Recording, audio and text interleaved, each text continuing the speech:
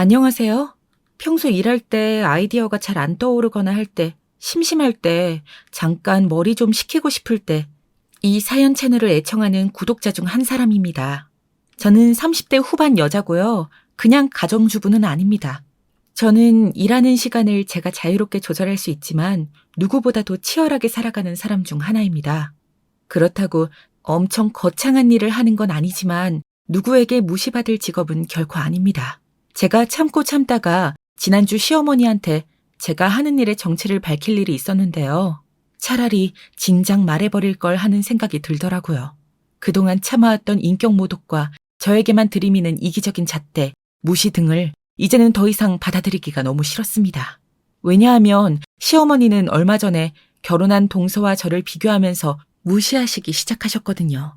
제가 제대로 통쾌한 복수 한번 해드렸습니다. 어떻게 했는지 자세하게 말씀드릴 테니까 전국에 계신 며느리분들 제 사연 듣고 조금이라도 힘내시라고, 기 펴고 사시라고, 참고 사시지 말라고 모두 좋아요와 구독 먼저 해주시고 사연 들어주시길 바라겠습니다. 많은 분들께서 이 사연을 들으시고 대리만족하셨으면 좋겠어요. 그럼 본격적으로 제 사연에 대한 이야기를 시작하겠습니다.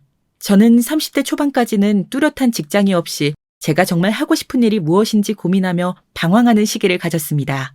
남들에게 말하면 알만한 서울 최상위권 대학, 서울대, 연대, 고대 중 한 곳을 나왔고 취직이 잘 된다는 이야기에 공대를 선택해서 공대생으로 졸업을 했고 삼성, LG, 현대 중 한 곳에서 취업 전환형 인턴을 하다가 부서를 잘못 만나 비인간적인 팀 사람들을 만나 주말은 물론 평일에도 집에 자정이 다 되어 들어가는 그런 말도 안 되는 인턴 생활을 했습니다. 결국 취업 전환이 되어 취직할 수 있었지만 저는 더 그런 곳을 다닌다면 제 인생이 너무 답답하고 숨도 못 쉬며 살아갈 것 같았습니다. 대기업의 장점? 아무것도 느끼지 못하겠더라고요. 단 하나. 기대하시던 부모님께는 죄송한 마음이 들긴 하더라고요. 하지만 대기업을 다니는 것이 저를 엄청나게 큰 감옥에 가두는 일이란 생각이 저를 짓누르고 또 짓눌러서 아무것도 못하게 만들었습니다. 이런 생각들을 멈추고 싶었습니다. 벗어나고 싶었습니다. 도망을 가고 싶었습니다. 그래서 부모님께 그만두겠다고 말씀드렸습니다. 대신 그냥 이대로 제가 방에 틀어박혀서 있는 게 아니라 다른 직장을 구하겠다고 약속을 드렸죠. 제가 다니던 회사를 나온 것은 살기 위해서였습니다. 그런 곳에서 조금이라도 더 있었다가는 제가 병원 신세를 질 것만 같았거든요. 인턴 때도 이런데 취직을 해서 정직원이 되면 얼마나 더 했을까요? 퇴사를 하고 나니 같이 입사할 뻔했던 동기들이 그러던데 퇴사율이 높기로 유명한 좌천당한 사람들만 모아두는 꼴통 부서에 제가 운 나쁘게 배치되었던 거더라고요. 저와 같은 부서였던 이 악물고 꾹 참고 입사를 강행했던 그 친구도 결국엔 1년도 못 버티고 퇴사했다고 합니다.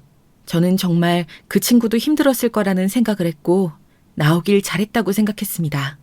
그리고 저는 숨통은 트인 채 일할 수 있을 것 같은 기업들을 찾기 시작했습니다. 저에게는 일한 만큼 보상받고 미래 가치를 알고 함께 달릴 줄 아는 스타트업이 잘 맞았나 봅니다. 물론 대기업이었던 전 회사 인턴 월급과 동일한 급여를 받았지만 저의 아이디어가 아무런 이유 없이 묵살되지 않고 정직한 토론이 가능한, 적어도 말이 통하는 사람들과 눈빛만은 반짝이며 살아있는 또래 사람들과 일하는 것이 저에게는 더 행복한 길이었습니다. 물론 일은 일이라 힘든 일이 없다면 거짓말이지만 저는 스타트업에서 7년을 버티고 제가 몸을 담근 회사도 큰 성장을 이루어 초기 창업 멤버로 꽤나 적절한 보상을 받았습니다.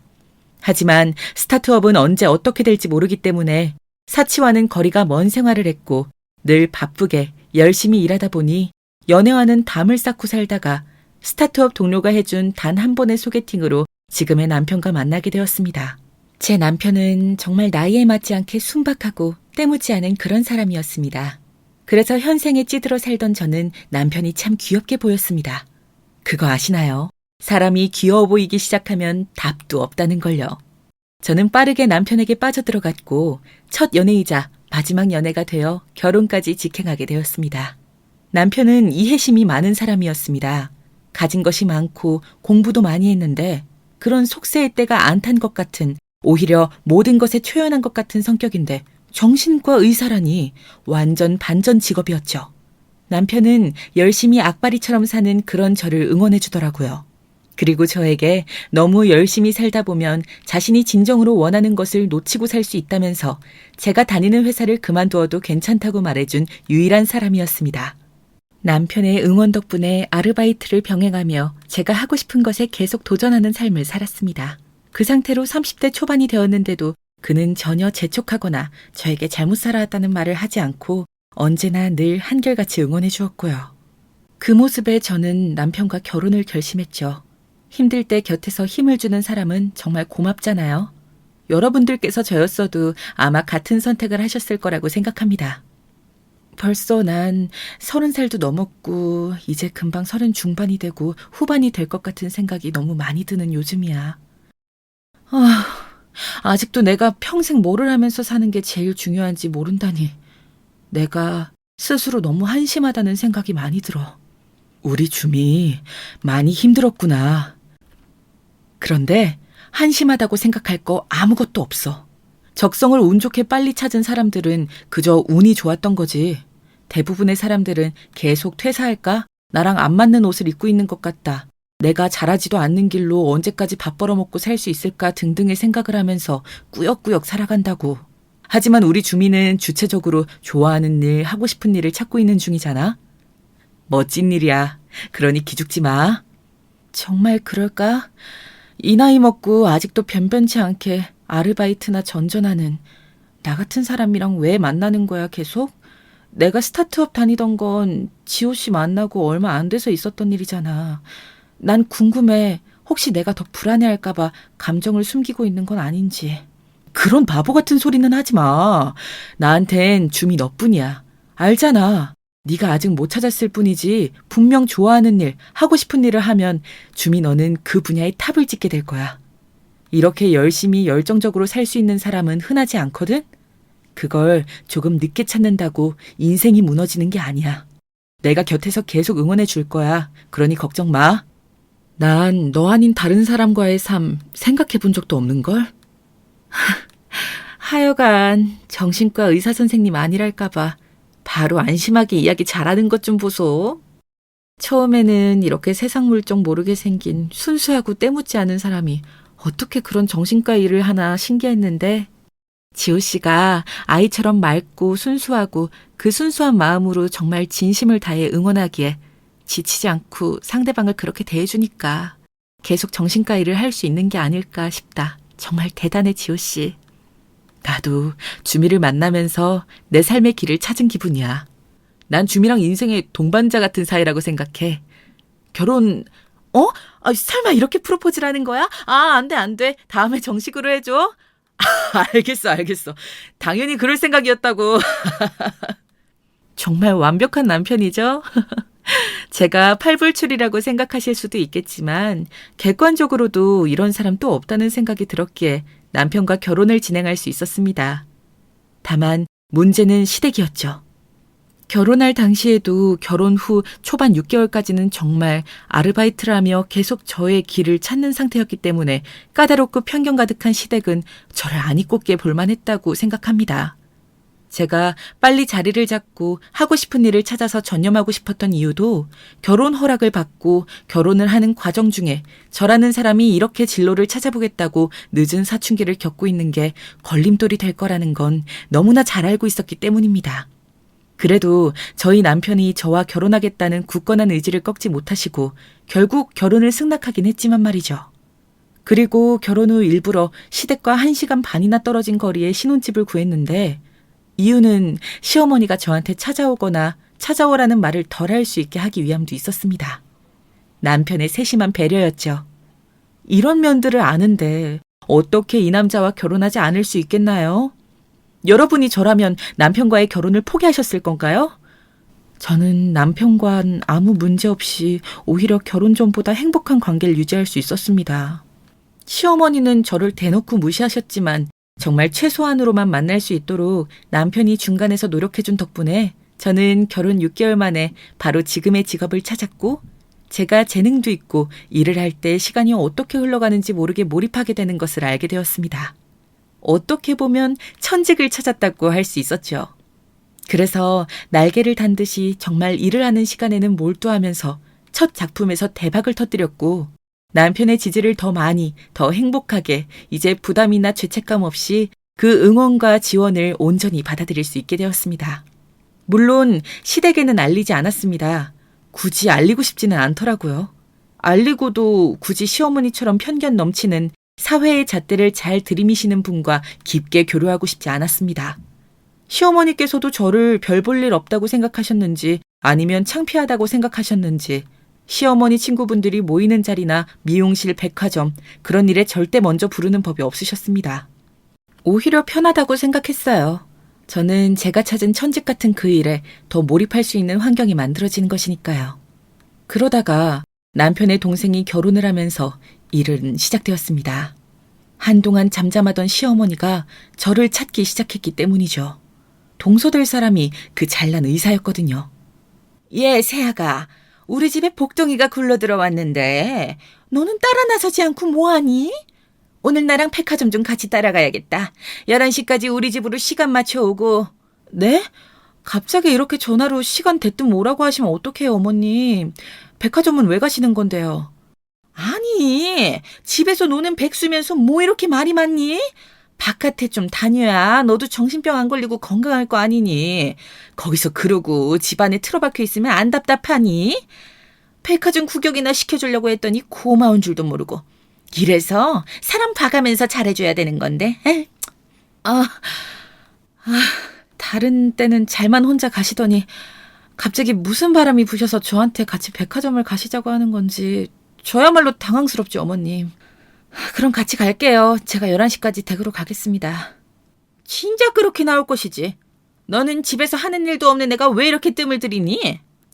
백화점 갈 거니까 추리닝 같은 후줄근한 건 안 된다. 그 정도는 말 안 해도 알겠지? 예, 압니다. 11시에 뵙겠습니다. 시어머니와의 통화나 만남은 언제든 불쾌한 여운이 강하게 남았지만 지금까지 제가 포기하지 않고 천직을 찾도록 도와준 남편을 세상에 있게 한 그런 유일한 분이시니까 마냥 미워할 수는 없겠다는 생각에 백화점을 따라 나서게 되었습니다. 동서는 이제 막 병원 일을 시작한 페이닥터로 유명한 정형외과에서 일하고 있었습니다. 당연히 바쁘겠죠. 이제야 혼자 다니는 건 외롭다고 느끼신 건지 잘은 모르지만 이번에 같이 가드린 다음 계속 백화점이든 어디든 따라다니라고 하시면 다시 일 시작했다고 딱 그 정도만 이야기할 참이었습니다. 출퇴근을 한다고 하면 이렇게 막 부르시지는 못할 테니까요. 현대백화점부터 돌게. 출발해라. 예, 어머님. 오늘 여러 군데 갈 거니까 운전 잘해야 한다. 현대 들렸다가 롯데 들렸다가 갤러리아까지 갈 거야. 저 거의 장롱 면허인데 열심히 해볼게요. 내비게이션 좀 켜고요. 잠시만요. 너는 일도 안 하는 백수인 애가 평소에 운전 연습이나 열심히 해놓지 않고 우리 지호한테 힘들게 운전까지 시키지 말고 네가 좀 운전이라도 해주면 좀 좋니? 애가 왜 이렇게 생각이 없어 생각에. 저도 바빠서요, 어머님. 제가 노는 것 같아 보이시겠지만 사실 일하고 있거든요. 요즘 사실 정신이 없어요. 운전은 그리고 남편이 훨씬 잘하고요. 잘하는 사람이 잘하는 일 하는 게 가장 좋은 거잖아요. 겨우 아르바이트 고작 몇 시간 한다고 생생히 내니? 하여간 염치도 없지. 운전 못하는 건 자랑이니? 이렇게 백화점이나 미용실 갈 때 앞으로 연습한다고 생각하고 나 태워다니거라. 택시 타는 것도 우리 지호 돈으로 탈 텐데 아깝지도 않니? 아유 정말. 저는 버스나 지하철 타요, 어머님. 그리고 제가 버는 돈으로 제 앞가림은 충분하답니다. 저 일이 바빠서 어머님 운전수 노릇은 못해요. 죄송해요. 다른 운전하실 분을 차라리 알아보시는 게 어떨까요? 아니 어떻게 한마디를 안 지려고 하니? 그래. 이래서 사람은 배우고 회사 생활을 해야 돼. 집에만 있으면 더 이러지 니가. 운전이나 똑바로 하렴. 저 출퇴근하는 일을 해요. 오늘은 회사 쉬는 날이라 다행이었지. 저 이제 아르바이트 안 하고 정식으로 일해요. 그러니까 운전은 오늘이 마지막입니다, 어머님. 운이 좋았어요. 하필 연락하셨는데 저희 회사 창립기념일이라 쉬는 날인 거 있죠? 출퇴근을 한다고? 언제부터? 지금 나 운전해주기 싫어서 이러는 거냐? 거짓말하는 거면. 진짜예요, 어머님. 남편한테 물어보세요. 지호 씨도 저랑 같은 말 할 거예요. 시어머니는 저한테 앞으로 운전을 시킬 생각이셨나 본데 절대 그렇게 당할 수는 없죠. 제가 정말 노는 것도 아니고 일하느라 정신 없는데.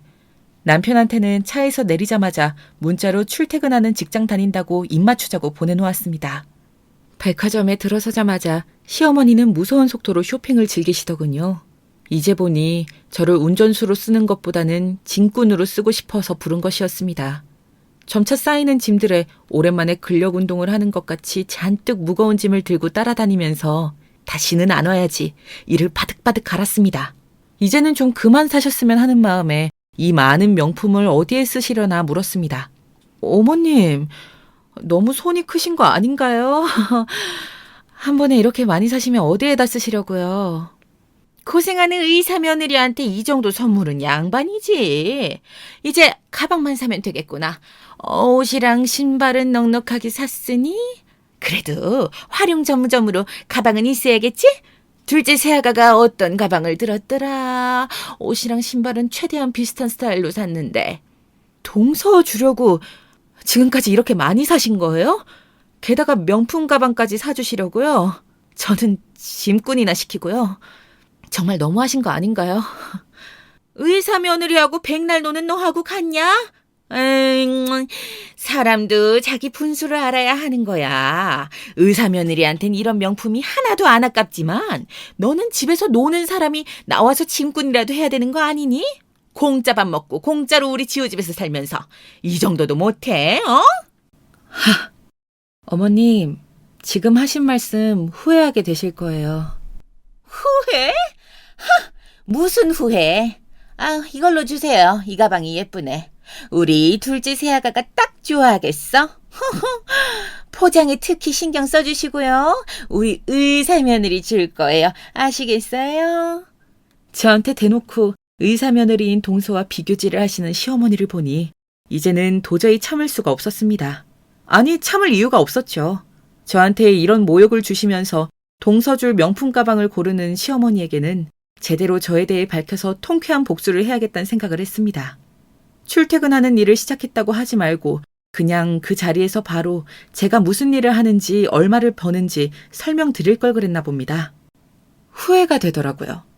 그러면 이런 말도 안 되는 쇼핑에 따라와서 운전에 짐꾼까지 하며 저의 소중한 시간을 허비하지는 않았을 테니까요.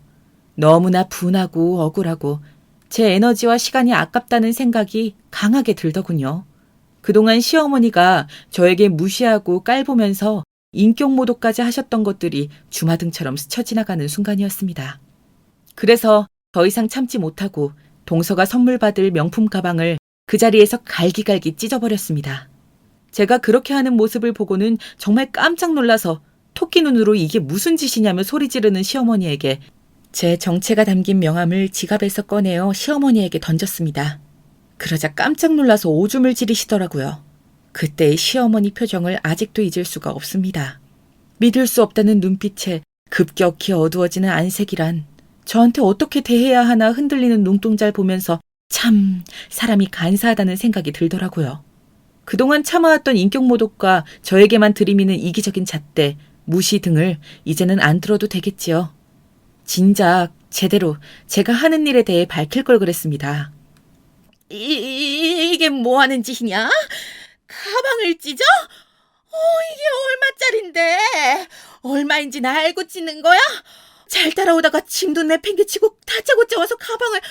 아이고, 이래서 사람이 하는 일이 있어야 돼. 사리 분별도 못하고 이걸 감히 찢어? 너는 이거 하나 사려면 얼마나 일해야 하는지 알고 그러는 거야, 어? 네 월급으론 택도 없을 텐데 화가 난다고 이걸 찢다니 단단히 미친 거니? 근데 이건 뭐야? 명함? 네이버 카카오 작가. 저 이런 일이에요. 명함 보고 엄청 놀라셨네요. 오줌까지 지르실 정도라니. 맞아요. 어머님께서 매일 무슨 일 있을 때마다 검색할 때 찾는 네이버, 다음, 카카오. 거기에 올라오는 소설들 쓰고 억대 연봉 받습니다. 그동안 참았던 거 저 이제 더 이상 안 참아요. 참을 이유도 없고 그동안 자주 안 뵐 수 있었으니까 그냥 넘어가려고 했던 겁니다. 제 소중한 남편을 낳아주신 어머니시니까요. 그런데 더 이상은 안 되겠더군요. 아니 잠시만. 너 뭐라 그랬니? 억대의 연봉이라고? 의사도 아니고 그게 어떻게 가능하니? 게다가 소설을 써서 그게 가능하다고? 게다가 네이버랑 카카오라니 이 명함 진짜냐? 요즘은 세상이 달라진 지 오래라고요, 어머님. 웹소설이라고 제 이름 석자를 쓰는 게 아니라 필명을 써서. 제가 말하기 전에는 다른 사람들이 저를 알아볼 수도 없고 작품 활동에만 전념하면 독자들이 읽어주는 만큼 돈을 버는 그런 직업이에요. 의사 며느리지만 저보다 못 벌 건데. 제가 지호씨 연봉도 이미 가뿐하게 넘겼거든요.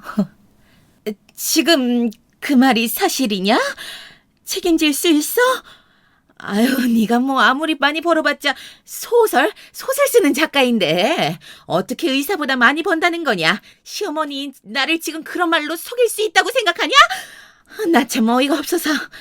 못 믿으시겠으면 네이버나 다음에다 검색해보세요. 웹소설 작가 억대 연봉이라고요. 제 말이 진짜인지 아닌진 이미 세상이 다 아는걸요? 믿고 싶지 않으시면 믿지 마세요. 그런데 제 명함 보고 이미 놀라신 거 아니셨나요? 아, 믿기 싫으셔서 그러시는 거죠. 제가 말씀 안 드리려다가 이제야 말씀드리는 건 더 이상 어머님께서 하시는 말도 안 되는 비교와 무시, 그런 걸 참는데 이골이 났기 때문입니다. 이젠 아시겠죠? 저한테 더는 함부로 대하지 마세요. 아니, 어떻게 이럴 수가. 정말이잖아. 오늘 제가 찢은 명품 가방은 현금으로 바로 쏴드릴 수도 있어요. 그 정도는 저한테 아무것도 아니거든요. 운전이나 하라고 하셨나요?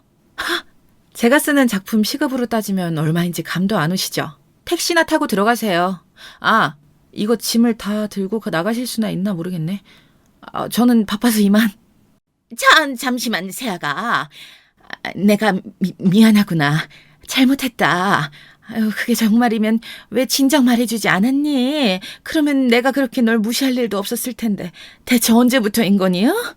그게 지금 중요한가요? 이걸 굳이 말하지 않은 건 어머님과 엮이고 싶지 않았기 때문이에요. 제 일하기에도 바빴거든요. 저는 정말 제가 잘하고 좋아하는 일로 돈을 버는 행운은 남편 덕분에 찾아온 거라고 생각해서 여기서 참는 겁니다. 제가 작품 연재 때문에 바빠서요. 이제 가봐야겠어요. 앞으로 뭐 백화점이고 미용실이고 짐꾼이고 필요하시면 저보다 시급 낮은 의사 며느리 동서한테나 연락하세요. 시어머니는 혼이 나간 사람처럼 그 자리에 주저앉아 한참을 있으시더라고요. 그러거나 말거나 저는 다시 제 일을 하러 집으로 갔습니다. 그동안 저한테 모욕하시고 무시하신 거 다 후회하고 계실까요? 아마 더 검색해보기 바쁠 것이라고 생각합니다. 웹소설 작가로 성공하면 얼마나 벌 수 있는지, 이 업계에서 최고 대우를 받는 게 어떤 건지, 영화나 드라마 또는 웹툰화 되면 어떻게 되는지 등등 알고 깜짝 놀라실 겁니다. 웹소설 작가로 사는 게 결코 쉬운 일은 아니지만 지금의 남편이 응원해주고 계속 찾아보라고 다독여준 덕분에 저의 천부적인 재능을 발휘할 이런 천직을 찾을 수 있었습니다. 그래서 남편에겐 언제나 고마운 마음뿐이고요. 남편은 이 웹소설 작가를 시작하고 쓴 작품의 1호 팬이 되었고 이 작품이 우리를 부자로 만들어줄 것을 진작부터 알고 있었던 것 같습니다. 남편이 정신과 의사로 일하는 것도 저에게 더 풍부한 작품을 만들 수 있게 하는 좋은 원료가 되어주었지요. 남편에게 시어머니 소식을 들으니 시어머니가 왜 진작에 저의 직업에 대해 연봉에 대해 이야기하지 않았냐며 노발대발하셨다고 하더라고요. 씩씩대며 그 명품 쇼핑한 것들을 다 환불하셨다는 이야기도 들었습니다. 기껏 힘들게 돌아다니면서 샀던 것들을 어떻게 바로 이렇게 다 환불할 마음을 먹으셨는지 정말 태세전환이 빠르신 분이라는 걸 새삼 깨달았습니다. 그러면서 제가 뭘 좋아하는지 물어보셨다고 하더라고요. 정말 웃기지 않나요? 지금 생각해도 아직 통쾌하고 속이 다 시원합니다. 저는 명품 사치하지 않고 별로 지금 제가 하는 일 말고는 빠져있는 게 없어서 저한테 선물하고 싶으셔도 선물할 게 없으실 텐데 당분간 골머리 계속 썩히실 것 같아서 제가 바라는 건 최대한 저를 찾지 않는 거라는 말만 전해달라고 남편에게 그랬습니다. 남편은 환하게 웃으며 당연히 그렇게 말해두었다고 했습니다. 역시 똑똑한 사람입니다. 사실 남편에게 개원해 줄 수 있을 만큼 돈을 모았지만 남편은 개원보다는 부동산에 투자하고 계속 이렇게 살자고 하더라고요. 이유를 물었더니 당신이랑 같이 산 명품 옷이랑 신발 그것들 다 환불하느라 애먹으셨다네. 그걸 왜 다 환불하셨대? 아, 이제 동서보다 나한테 잘 보이는 게 나을 것 같다고 생각하신 거야? 그런 거지? 아, 정말 대단하시다, 우리 어머님. 나도 우리 엄마가 대단하신 거 아주 잘 알지. 나한테 당신이 좋아하는 거 다 말하라고 성을 내시더라고. 아예 마음이 확 바뀌셨나 봐. 진짜 진작에 말할 걸. 그런데 왜 개원하기 싫다는 거야? 나 그동안 믿어준 당신한테 보답하고 싶은데 내가 지호 씨 아니었음 이렇게 천직을 찾을 수 있었겠어? 미안해하지 말고 부담 갖지 말고 그냥 받아줘. 어? 난 당신이 천직을 찾아서 기쁘게 일하는 모습을 보면 너무 기뻐. 그것만으로도 이미 충분히 갚았어. 개원을 굳이 하지 않아도 되는 이유가 있어. 난 줌이 네가 글을 쓰고 싶으면 글을 쓰고 쉬고 싶으면 쉴 수 있게 해주고 싶어. 내가 개원을 하면 내가 자유로울 수가 없잖아. 자유롭게 일하는 시간을 조절하고 한 작품 끝나면 쉴 수도 있는 줌이야 나도 맞추고 싶달까? 개원을 하기보다는 그만두고 같이 쉴 땐 쉬면서 여행도 다니고 그리고 또 줌이가 다음 작품 쓸 때 나도 다른 병원에 들어가면 되는 거니까. 그렇게 기특한 생각이 있었다니. 역시 지호 씨, 당신은 정말 나한테 최고의 짝꿍이라니까? 고마워, 그렇게 말해줘서. 우리 한동안 외국이나 나가 있을까? 어머님께서 계속 알아보시고 귀찮게 하실까봐 사실 좀 신경 쓰이네. 그러지 않아도 주미가 좋아하는 거 열심히 찾고 계셔. 나한테 정말 내 연봉을 뛰어넘는 게 맞는지 10번도 넘게 확인하셨고 말이야. 명품도 안 좋아한다고 그 정도 선물론 주미 마음 돌리기 힘들겠다고 했더니 시무룩하시긴 하더라고. 그래도 지호 씨가 날 가만히 내버려두고 찾지 않는 게 최선이라고 이야기해줘서 다행이지. 안 그러면 계속 헛물캐시고 할 것 같아서. 하루아침에 무시하고 모욕하고 깔보던 나한테 뭘 어떻게 잘해줘야 할지 어떤 선물을 줘야 할지 고민하시는 걸 보면 참 많은 생각이 들어. 통쾌하기도 하고 뭐 약간 귀여우신 것 같기도 하고. 우리 엄마도 이번 일로 많이 놀라신 모양이야. 주미 비위 맞출 생각에 열심히 쉬어. 근데 그럴 방법이 아예 없다고 하니까 어쩔 줄 몰라 하시는 중이시긴 하지. 그동안 우리 엄마가 주미한테 너무하시긴 했어. 진작 말씀드리지 않은 걸 너무 원망하시더라. 그러지 말라고 말씀은 드렸지. 당신이 중간에서 역할 잘 해줘, 지금까지처럼. 알겠지? 난 마저 작품 쓰고 올게. 이 작품 쓰는 일이 이렇게 설레고 재밌을 수가 없어. 버는 돈에 더 신이 나는 것도 있지만 내 작품을 만드는 게 이렇게 기쁘고 즐거운 일이라니. 고마워. 다 지호 씨 덕분이야. 나는 그저 주미가 가진 재능을 마음껏 펼쳐놓을 수 있도록 돗자리만 펴놓았을 뿐이야. 이 과정을 잘 풀어오고 도전한 건 주미 너 자신이지. 난 주미가 내 아내라서 내 사람이라서 정말 자랑스럽고 다행이야. 그건 나도 그러네요. 고마워 지호 씨. 남편과 대화를 하면 언제나 위로와 위안을 받을 때처럼 마음이 단단해지고 활력을 얻게 됩니다. 이러니 제가 어떻게 남편을 사랑하지 않을 수 있겠어요. 저의 이런 사연들이 요즘 말로는 참교육이라고 불리더라고요. 모른다고 해서 막무가내로 무시하거나 인격모독을 하면 안 된다는 걸 이번에 뼈저리게 느끼셨겠죠, 시어머니께서. 이 사연을 보내게 된 것은 전국에 참고 사는 며느리분들 또는 남편분들 아니면 시어머니 모두에게 이 사연이 조용히 지내는 사람이라고 해서 결코 무시하면 안 된다는 것을 일깨워주지 않을까 해서 보냈습니다. 그리고 저한테 공감해 주시면서 이 통쾌하고 속 시원한 복수를 대리만족하시기를 바라는 마음이었습니다. 그리고 저도 30대 초반까지는 별다른 뚜렷한 직장 없이 제가 어떤 일을 하는 것이 가장 좋을지, 무엇을 하고 싶은 사람인지, 무슨 일을 잘할 수 있는지 전혀 모르고 진로에 대한 고민이 많은 사람이었다는 것을 잊지 말아주셨으면 좋겠습니다. 저도 끝이 없는 터널을 지나는 느낌이었습니다. 진로 고민은 진작 했어야 되는 거 아니냐며 스스로를 자책하기도 했습니다. 아무것도 하지 않고 놓아버리고 싶은 순간만 수백 번, 수천 번, 수만 번 찾아왔습니다. 하지만 모든 터널에는 끝이 있고 가장 어두운 때가 지나면 가장 밝은 해가 우리를 기다리고 있더라고요. 그래서 이 사연을 들어주신 여러분들에게 전하고 싶습니다. 지금 아직 늦었다고 생각하시나요? 그렇다면 지금이 제일 젊은 나이라고 말씀드리겠습니다. 늦은 나이라고 생각이 들어도 절대 포기하지 말고 꿈을 향해 나아가라고 전하고 싶습니다.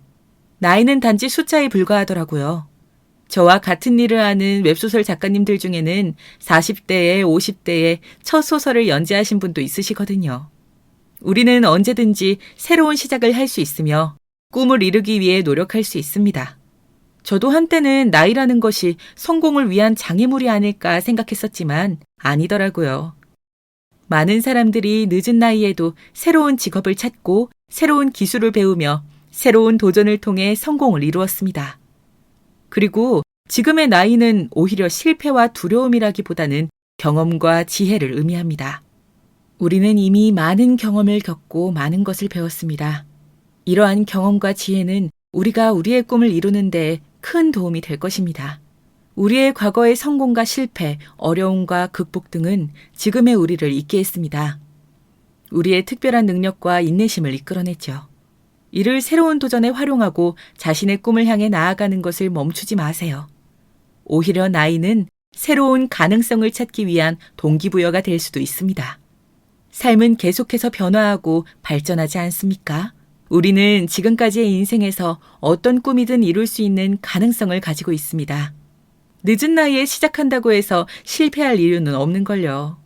오히려 우리는 지금까지의 크고 작은 경험들을 바탕으로 더 현명하게 선택하고 더 힘차게 나아갈 수 있습니다. 그래서 저는 여러분들에게 희망과 용기를 전하고 싶습니다. 꿈을 향해 나아가는 것은 쉽지 않을 수 있습니다. 그러나 우리가 가진 열정과 결단력을 믿습니다. 우리는 늦은 나이에도 포기하지 않고 꿈을 향해 나아갈 용기를 가지고 있거든요. 우리 안에 있는 불타오르는 열정을 살려내고 그 꿈을 이루기 위해 행동에 옮겨보자고요. 저의 사연이 여러분들에게 통쾌한 복수, 속 시원한 이야기만으로 끝나지 않고 제가 늦게라도 꿈을 찾아 제가 하고 싶은 일을 찾아 도전했더니 결국 찾았다는 그런 희망의 메시지를 전하고 싶습니다. 나이는 단지 숫자에 불과하며 포기할 이유는 없습니다. 우리는 언제나 새로운 꿈을 꿀 자격이 있으며 그 꿈을 이루기 위해 노력할 가치가 있죠. 제가 여러분들을 항상 응원하고 여러분들께서 스스로 행복한 삶을 살아가실 수 있기를 진심으로 바라고 또 바라겠습니다. 저는 남편의 제안대로 지금 연재하는 것을 마치면서 머리도 식힐 겸 남편과 한 몇 달 정도 해외에 나가 있으려고 합니다. 아직 행선지를 정하지는 않았는데 그동안 제가 달려온 만큼 남편도 머리를 식히고 쉬는 시간이 필요하다는 생각을 했거든요. 저는 물론 작품이 너무 쓰고 싶겠지만 그걸 조금 누르고 현재를 즐기는 것도 이제는 필요하다는 걸 알았습니다. 제가 웹소설 억대 연봉 작가인 것을 밝히고 난 후 속 시원한 후일담을 한 가지 더 말씀드릴까요? 시어머니와 함께 결혼 전부터 결혼 후에도 변함없이 저를 은근히 무시하고 깔보던 그 의사 동서가 소식을 듣고 쫄래쫄래 쫓아와서 귀찮게 하더라고요. 진짜냐고, 어떻게 그렇게 벌 수 있냐며 궁금하다고, 조금만 말해줄 수 없냐고 하는 겁니다. 본인은 의사로 이렇게 일하는 게 사실 싫다고요. 자기도 웹소설 보는 걸 참 좋아한다는 겁니다. 제 작품이 뭔지 꼬치꼬치게 묻는데 절대 작품은 말해주지 않았습니다. 이 업계에서는 자기 작품을 잘 밝히지도 않고 필명으로 대화하는 게 암묵적인 규칙이거든요. 그리고 알게 돼서 굳이 저의 작품을 감나무, 배나무 떠들고 다니는 것도 싫었고요. 이렇게 비밀스럽게 저의 작품 세계를 펼쳐나가는 편이 저한테 더 유리하고 훨씬 좋다고 생각합니다. 제 작품이 유명해지면 되지 저라는 사람이 유명해지는 걸 원하지는 않거든요. 특히 가족들에게는 더더욱이요. 형님, 제가 웹소설을 정말 좋아하는데요. 이렇게 주변에 웹소설 작가님이 있는지 정말 몰랐어요. 지금에야 일이 바빠서 많이 읽진 못하지만 그래서 그래요. 형님이 의사 연봉은 진작에 뛰어넘는 억대 연봉이란 말을 들어서 더욱 그 작품이 뭔지 너무 궁금해요. 네? 부탁이에요. 제발 알려주시면 안 될까요? 그렇게 무시할 땐 언제고. 이제 와서 왜 이렇게 친한 척해요. 동서 이렇게 뻔뻔한 사람인지 몰랐네. 사람 참. 참. 형님도. 그거야. 어머님께서 하도 형님을 갈구시고 그러니까 저도 어쩔 수 없이. 저는 형님한테 처음부터 뭔가가 있는 것 같았다니까요. 어머님이 그렇게 심한 말로 무시하고 하시는데도 아랑곳하지 않으시고 굉장히 단단한 분이라고 느꼈었는데 그게 다 이유가 있으셨던 거군요. 단단한 사람인 건 우리 남편 덕분이에요. 동서, 사람이 그러는 거 아니에요. 이렇게 다짜고짜 찾아와서 그동안 어머님이랑 같이나 무시하고 깔볼 땐 언제고 혹시 기억상실증 같은 거 걸린 거예요? 아니면 양심이 없는 거예요? 동서가 웹소설을 좋아하든 말든 나랑은 아무 상관도 없고 알리고 싶지도 않아요. 내가 그렇게 한가해 보여요? 아, 아니, 제 말은 그게 아니라. 죄송해요, 형님. 형님이 웹소설 억대연봉 작가님이라고 하니까 궁금한 것도 너무 많고 사실 잘 안 믿기기도 해서 제대로 이야기를 들어보고 싶었어요. 그동안 무시하고 깔봤던 건 죄송해요. 사과는 됐어요. 어차피 직업에 따라 사람 귀천 따지고 무시하는 사람들은 쉽게 안 변하죠. 그 천성이 어디 가겠나요? 제가 웹소설 억대 연봉 작가가 아니어도 저는 동서의 형님이었잖아요. 저는 똑같은 사람인데 동서는 왜 다른 사람 대하듯 저를 대할까요? 돈을 잘 버는 직업을 가졌다고 다른 사람을 함부로 대해도 되는 건 아니에요. 의사라는 사람이 그래가지고 환자들한테 나설 자격이나 있는 건지 의심스럽네요. 그건 제가 눈이 멀었었나 봐요. 의사라는 자부심에. 어머님께서 옆에서 자꾸 치켜 세워주시니까 저도 모르게 그만. 이제 어머님 핑계밖에 될 게 없나 보네요. 그런 생각을 하고 그런 행동을 한 건 모두 동서의 선택이었어요. 동서가 그런 사람이란 증거죠. 변명의 여지가 없어요. 이제 그만 나가주세요. 저는 작품을 써야 해서요. 그러네요. 죄송해요. 작품 쓰셔야 하는데 방해 안 되게 얼른 나가드릴게요. 의사 동서는 제가 버는 돈에 대해 자격지심이 있는 게 바로 티가 나더라고요.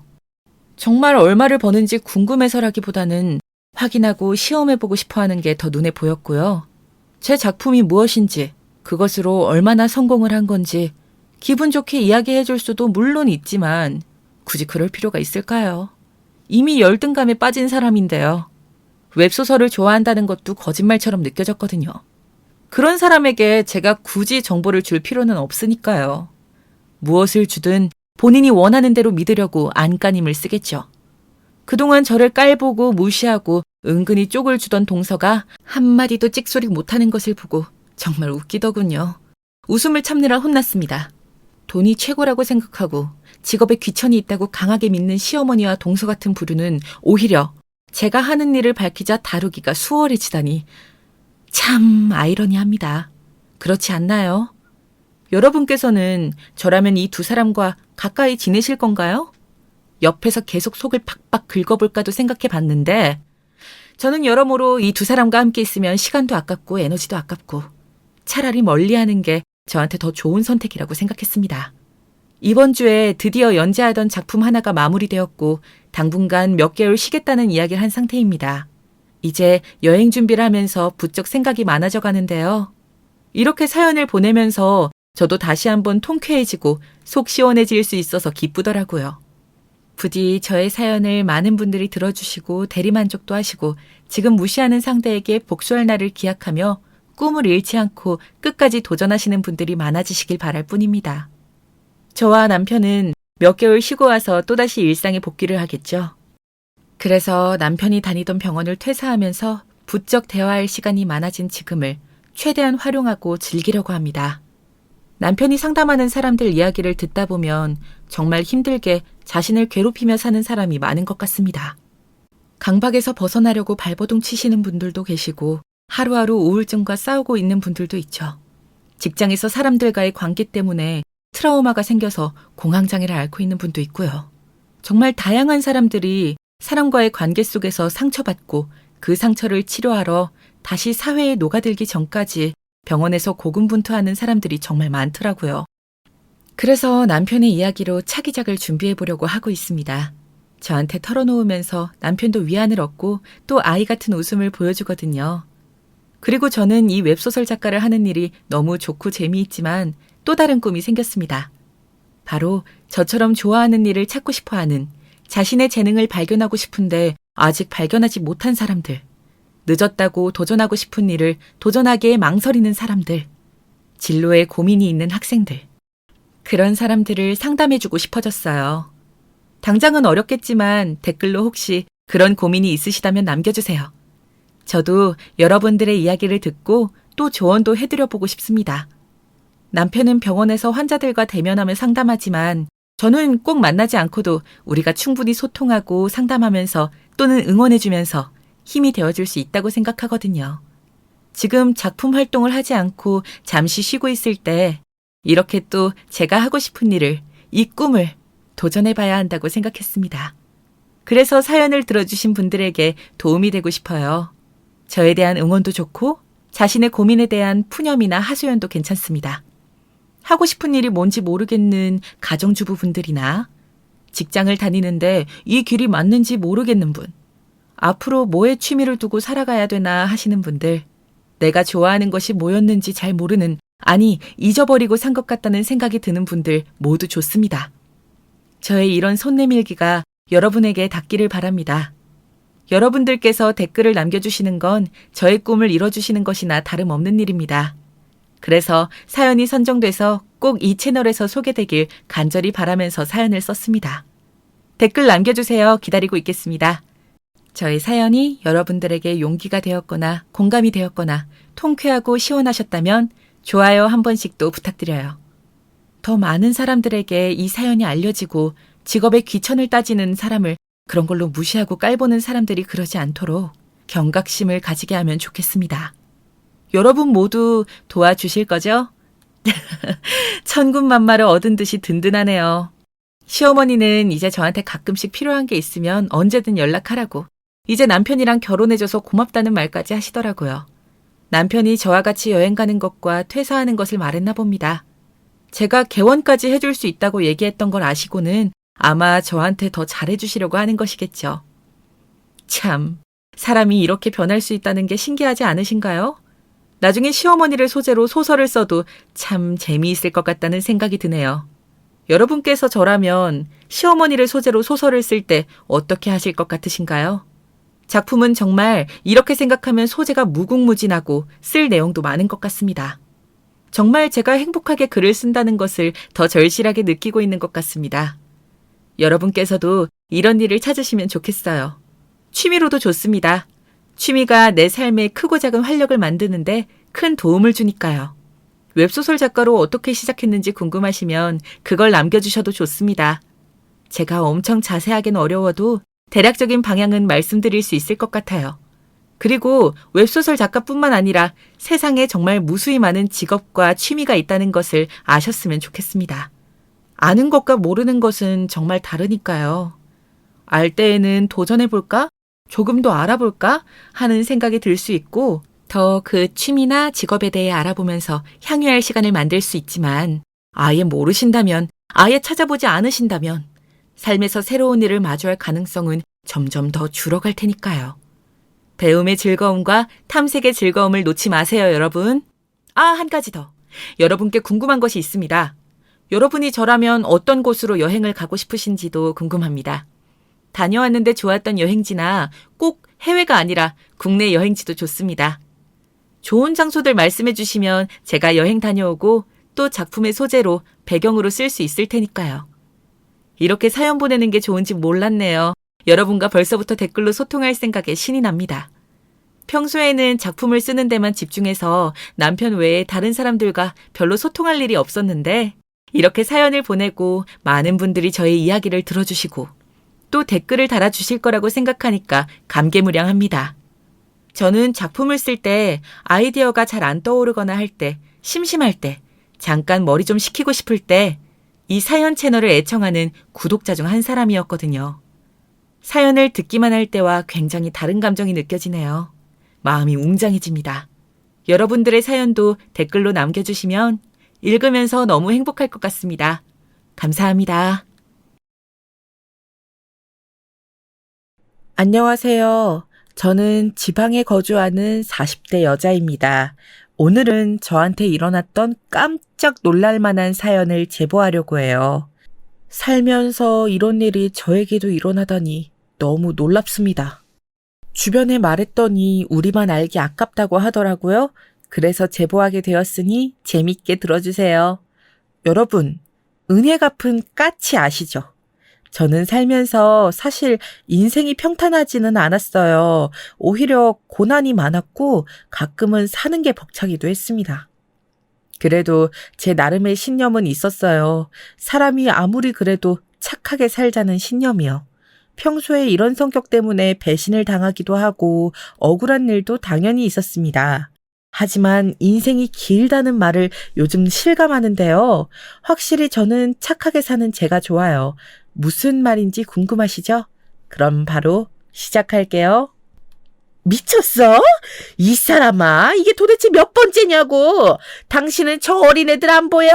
당신 자식이 지금 셋이나 있어. 그런데 그렇게 바람을 피우고 싶어? 내가 한 번 봐줬으면 이제는 그러면 안 되는 거잖아. 안 그래? 내가 이상해? 시끄러워. 내가 만나고 싶어서 만난다는데 네가 왜 난리야? 그럼 이혼해. 이혼하라고.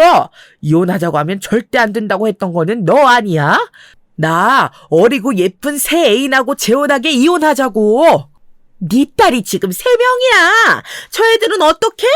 여보, 제발 정신 차려. 이제 큰딸은 중학교 들어가. 아직 애들 많이 어려. 적어도 사람이 아기를 낳았으면 책임감은 있어야 하지 않아?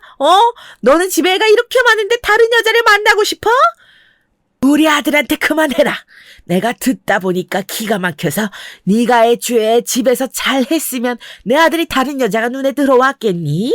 남자는 여자하기 나름이다. 그렇게 사사건건 간섭하니까 내 아들도 밖에서 숨통이 트였겠지. 아유, 최악이다, 최악이야. 내 말이 그 말이야. 내가 바람 피우는 게 잘못이야?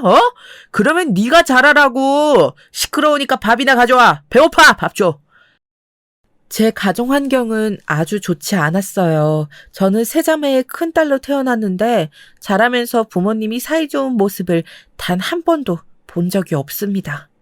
아빠는 제가 아주 어릴 때부터 바람을 피우셨고 심지어 만나는 새로운 여자를 집으로 데려오기도 했었어요.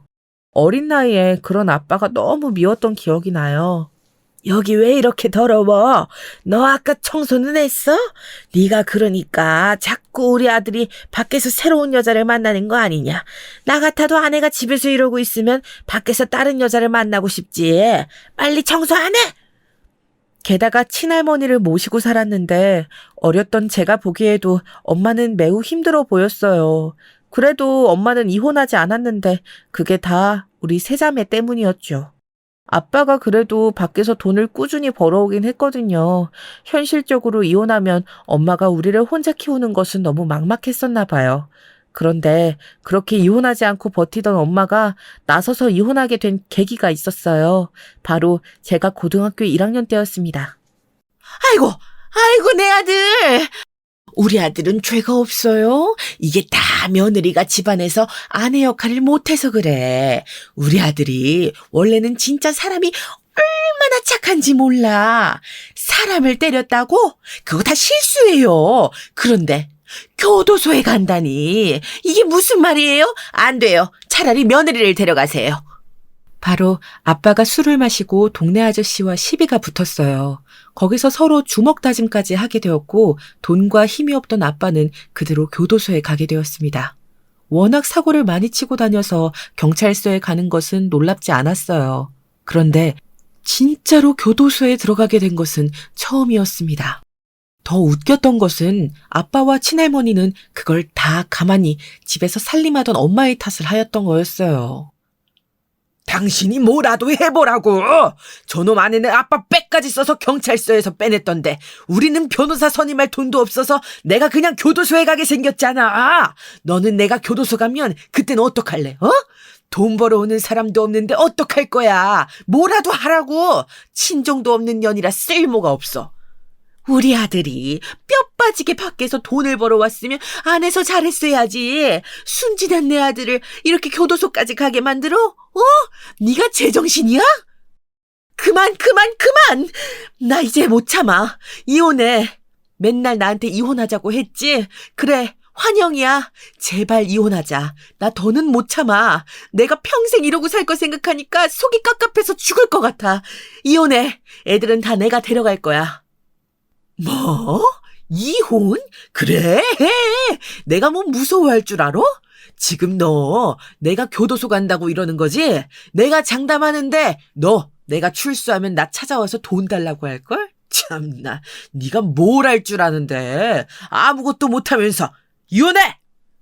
쓸모도 없는 딸만 셋 낳았으면서 뭐가 그리 당당해? 그래, 그 계집애들 다 데리고 가라. 우리 찾아오기만 해봐. 알겠어? 꺼져. 당장 우리 집에서 꺼지라고. 뭘 봐? 안 나가? 나가. 내가 이런 망할 집구석에서 결혼 생활을 했던 게 인생의 한이다, 한. 얘들아, 가자. 이 쓰레기 같은 집안하고는 다시는 만나지도 말자. 튀! 엄마는 무서워서 울고 있는 우리 세자매를 데리고 살던 집을 나왔어요. 그렇게 엄마와 아빠는 아빠가 교도소에 들어가며 이혼했고, 그때부터 엄마는 홀로 우리를 키우기 시작했습니다. 원래도 우리 집이 잘 사는 편은 절대 아니었는데 아무것도 없이 나온 엄마의 삶은 참 힘들었어요. 유진아, 우리 큰딸, 엄마가 항상 미안해. 오늘 공장 야간이라 지금 나가야 하거든. 내일 일어나서 동생들 등교할 수 있게 도와줘. 밥은 여기 엄마가 해놓고 갈 테니까 알아서 챙겨 먹어. 알겠지? 남들처럼 해주지 못해서 미안해. 알겠어. 엄마, 유선이랑 유미는 걱정하지 말고 몸 조심히 일하고 와. 저번처럼 다치면 돈이 문제가 아니고 내가 너무 속상해서 그래. 집은 전혀 걱정 안 해도 돼. 내가 망할 남편복은 없어도 자식복 하나는 기가 막혀. 엄마는 그래서 공장에도 공주가 셋이나 있다고 벌써 자랑했어. 그중에서도 우리 큰 공주가 제일 좋고 기특해. 그리고 이거 수학여행비야. 엄마가 이래서 주는 거니까 사양하지 말고 받아. 뭐? 싫어. 나 안 간다고 이미 선생님께 말씀드렸어. 나 진짜로 수학여행 안 가도 돼. 이 돈이면 우리 한 달은 먹고 살 수 있어, 엄마. 이거 아껴서 차라리 유선이랑 유미 학비에 보태자. 아니야. 엄마가 우리 큰딸 수학여행은 진짜 보내고 싶어서 그래. 그러니까 꼭 가. 알겠지? 엄마 다녀올게. 엄마와 우리 세 자매는 서로 유달리 각별한 사이였어요. 가난해도 서로를 향한 마음은 워낙 컸습니다. 엄마는 홀로 우리를 키우며 공장에 다니셨는데 그래서 동생들을 챙기는 것은 항상 제 몫이었어요. 다행히 동생들이 매우 순해서 큰 어려움 없이 그렇게 저는 성인이 되었습니다. 성인이 되고 나서 대학은 당연히 진학하지 못했어요. 현실적으로 돈이 없기도 했고 공부를 그리 잘하지도 않았거든요. 엄마, 이제 나도 돈 버니까 너무 무리하지 마. 그러다 몸 상해. 그리고 이 돈으로 유선이 대학 학비에 보태자.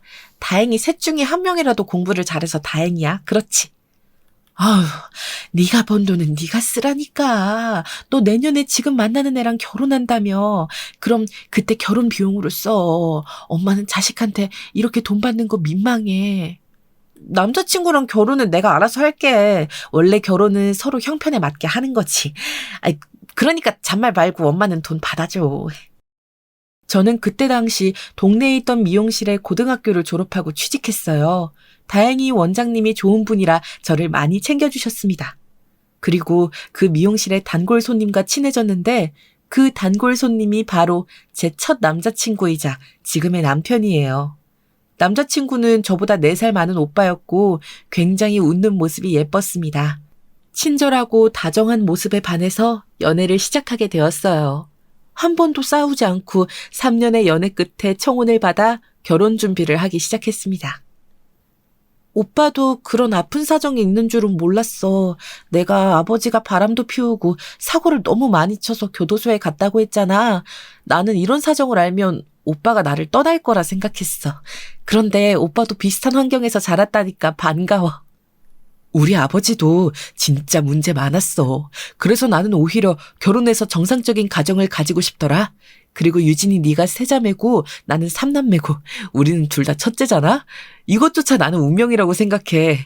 우리 결혼해서 진짜 행복하게 살자. 알고 봤더니 남친과 저는 공통점이 매우 많았어요. 둘 다 동생이 2명이었고 홀어머니 밑에서 자랐습니다. 그래서 더 급속도로 사이가 가까워질 수 있었어요. 저는 사실 아직도 제가 시댁에 처음 인사 갔던 날이 기억나요. 우리 아들하고 결혼해줘서 고마워요. 아우, 이렇게 예쁜 아가씨가 내 며느리가 된다니 너무 황송해서 웃음이 자꾸 나와요. 내가 다른 건 몰라도 남의 집 귀한 딸을 고생시키지는 않을 거예요. 우리 잘 살아봐요. 시어머니의 첫인상은 매우 곱고 차분하다는 거였어요. 저런 분이 아들을 셋이나 키운 게 신기했습니다. 너무 참하고 다정한 시어머니는 말을 참 예쁘게 하는 재주가 있으셨어요. 남편에게 듣기로는 원래 천성이 다정한 분이라고 했죠. 남편의 성격은 바로 시어머니를 닮았더라고요.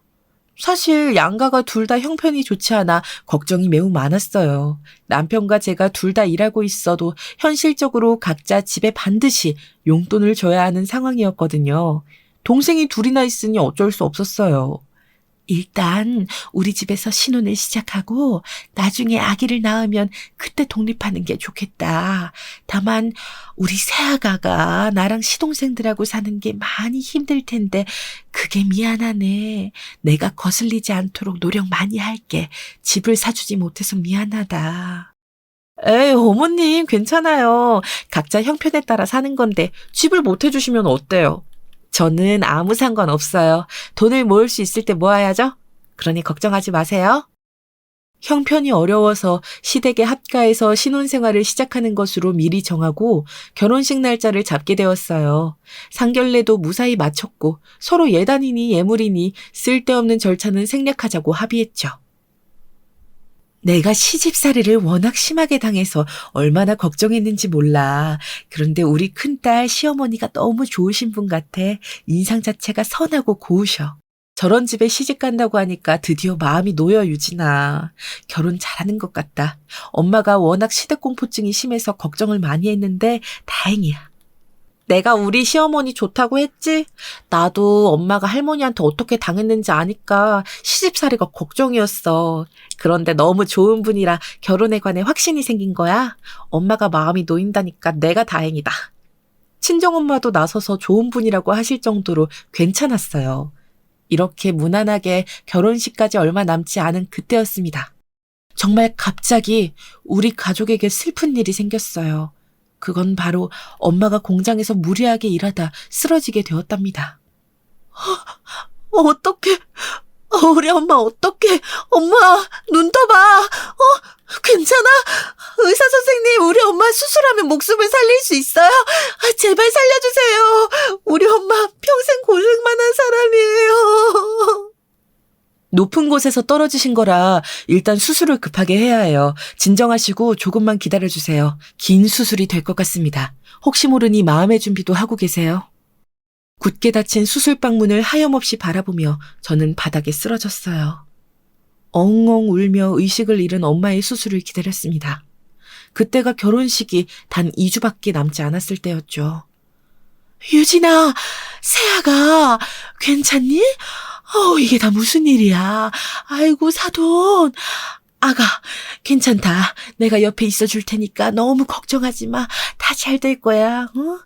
시어머니도 소식을 듣고 바로 병원으로 와주셨어요. 옆에서 계속 제 손을 잡아주시며 위로해 주셨습니다. 그때 얼마나 저한테 큰 힘이 되었는지 아직도 감사할 정도예요. 마침내 수술실 문이 열리고 의사가 나왔습니다.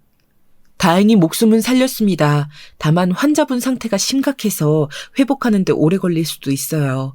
일단 병원에 입원하고 경과를 지켜보는 게 최선입니다. 아마 오래 입원하실 수도 있어요.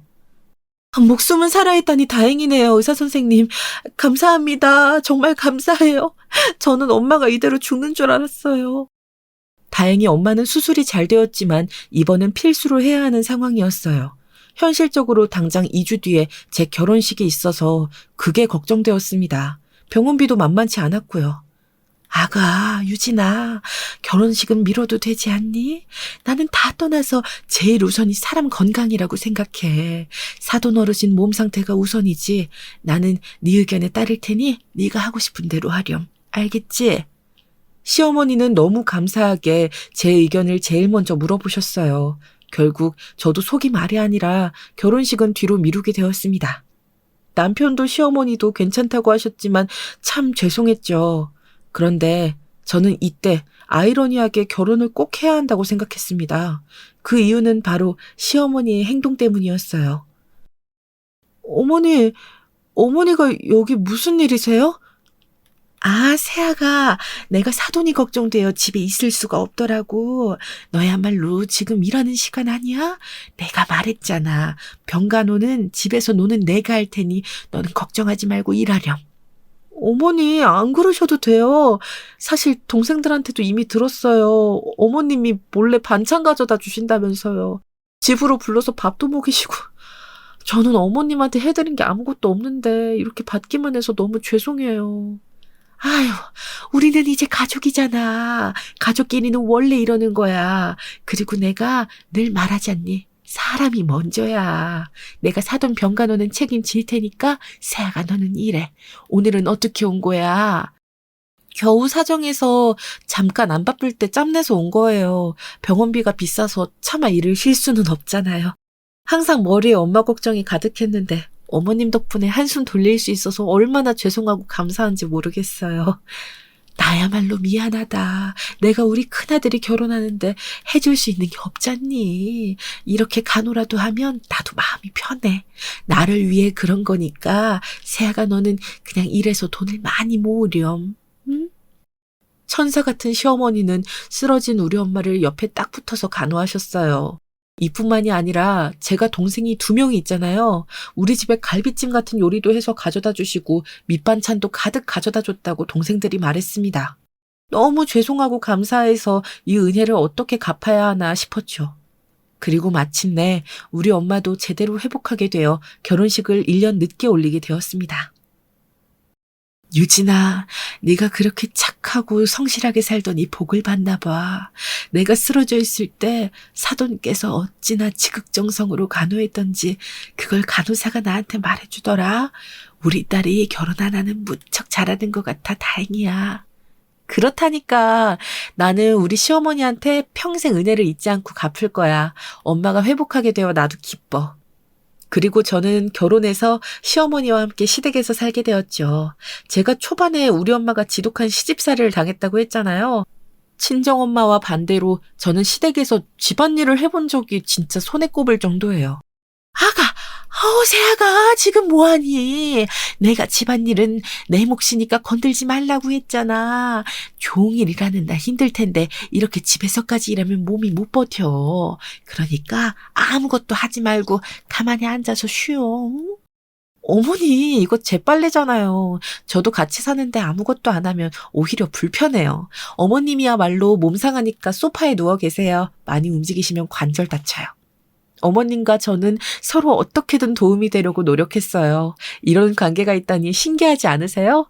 지금 세대는 몰라도 사실 제 세대에서는 주변에서 이런 시어머니가 있다는 것을 믿지 않더라고요. 아무튼 이렇게 저는 평생 시어머니를 모실 생각을 하고 있었고 행복한 결혼 생활을 할 줄 알았답니다. 그런데 인생은 정말 모르는 거잖아요. 사건이 발생하게 되었어요. 자식 결혼은 2번째인데 왜 이렇게 떨리지? 세아가 이거 맛 좀 봐줄래?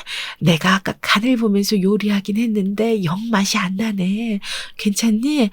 새로운 며느리가 서울 사람이라 입맛이 까다롭지 않을까? 어머님, 맛만 좋은데요. 우리 어머님 음식 솜씨 대단한 거 모르는 사람도 있어요? 제 동생은 어머님이 예전에 해주신 갈비찜을 아직도 얘기한다니까요. 식당에서 파는 것보다 맛있어요. 걱정하지 마세요. 그래? 그러면 다행이지. 그리고 갈비찜 많으니까 내일 집에 가져가. 어머님 건강은 괜찮으신 거 맞지? 괜찮아요. 어머님 간호가 너무 대단해서 퇴원하고 지금까지 멀쩡하세요. 아무튼 저는 맛만 좋으니까 어머님 긴장 푸세요. 어머님 음식에 맛이 없으면 그 사람 미각이 이상한 거예요.